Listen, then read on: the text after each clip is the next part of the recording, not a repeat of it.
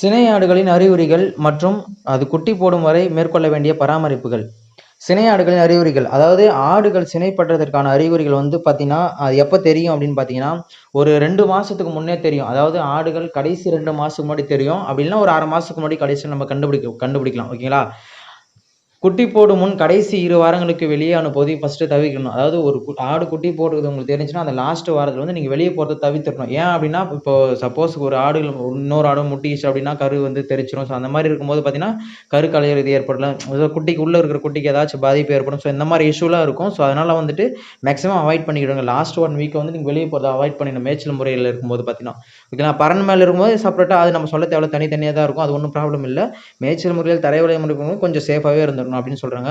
And then பார்த்தீங்கன்னா, சினையான ஆடுகளின் மடிப்பெருக்கம் ஆரம்பிக்கும். இப்போ சப்போஸ் அதான் மடிப்பெருக்கம் அது உங்களுக்கு அஸ் யூசுவல் தெரியும். இந்த சிம்ப்டம்ஸ் இருக்கும். அப்புறம் வந்துட்டு அமைதியா காணப்படும். ஆடு வந்து பார்த்தீங்கன்னா, இப்போ குட்டி சினையா இருக்குது அப்படின்னா, அது வந்துட்டு பார்த்தீங்கன்னா, அமைதியா இருக்கும். சைலன்ட்டா இருக்கும். ஓகேங்களா? இப்போ நேச்சுரலாவே வந்துட்டு ஒரு வெள்ளாடு வந்துட்டு நீங்க அது கண்டுபிடிக்கிறது வந்து ஒரு 60%, 70, 80% தான் நம்ம வந்துட்டு கண்டுபிடிக்க முடியும். ஓகேங்களா? வெள்ளாடுகள் சினை கண்டுபிடிக்க முடியும். ஓகேங்களா? அதே மாரி பார்த்தீங்கன்னா, வெள்ளாடுகள் கருத்தரியை பிரச்சனை மிக குறைவு. அதாவது வெள்ளாடுகள் வந்துட்டு மேக்ஸிமம் வந்துட்டு நம்ப இந்த அதாவது வந்து கருத்தரியாமை அந்த பிரச்சனை வந்து கொஞ்சம் கம்மி தான். ஏன்னா வந்துட்டு அ இருந்தாலும் நம்ம சேஃபா இருந்துக்கணும். ஓகேங்களா? ஸோ அதனால வந்துட்டு பிரச்சனை கம்மின்றதுனால நம்ம வந்துட்டு கண்டுக்காம விட்டுறக்கூடாது. ஓகேங்களா? அப்புறம் பார்த்தீங்கன்னா, வெள்ளை ஆடுகளின் சினைக்காலம் அப்படின்னு பார்த்தீங்கன்னா, 151 நாட்கள் வரும். ஓகேங்களா? வெள்ளாட்டுகளோட சினைக்காலம் வந்து 151 நாட்கள் வரும். அதுவே ஒரு ஆண்டுக்கு 1 வருஷத்துக்கு பார்த்தீங்கன்னா, 2 முறை வந்து வெள்ளாட்டுகள் குட்டிய வந்து ஈன வைக்கலாம்.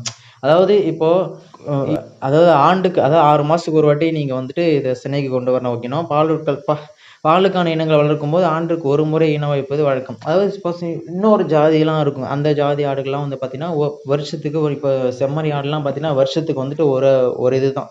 அதாவது ஒரு குட்டி தான் வந்து ஈத்துக்கு வரும். அண்ட் தென் பார்த்தீங்கன்னா, நாட்டு ஆடுகளும் தலைச்சேரி, பர்மாரி, வங்காள கருப்பு ஆடுகளும் குட்டி போட்ட 8 வாரங்களுக்குள் சினை பருவத்திற்கு வந்துவிடும். ஆனால் பல வெளிநாட்டு இன வெள்ளாடுகள் வந்து குட்டி போட்ட பல மாதங்களான பின்பே சினைக்கு வருகின்றன. ஸோ இதுதாங்க விஷயம். அதாவது நம்மளுடைய நாட்டு ஆடுகள், இந்த மாரி செம்மறி ஆடுகள், இந்த நாட்டு ஆடுகள், இந்த மாரி கொடி ஆடுகள், இந்த மாரி சேலம் கருப்பு, இந்த மாரி ஆடுகள்லாம் வந்து பார்த்தீங்கன்னா, குட்டி போட்ட ஒரு 8வது வாரத்துக்குள்ளே அடுத்த சினைக்கு அது ரெடி ஆயிரும்.